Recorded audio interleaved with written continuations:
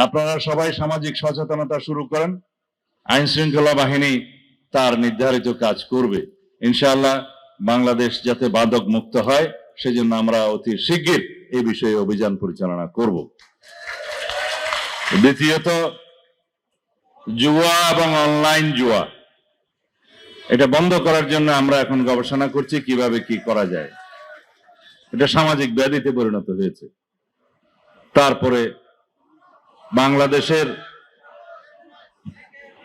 আমাকে বলতে দেন, বাংলাদেশে এই কয়েকটি অঞ্চল আছে যেখানে মানব পাচারের বিষয়টা চলে এসছে সামনে, তার মধ্যে টেকনাফ, উখিয়া, কক্সবাজার এগুলো আছে।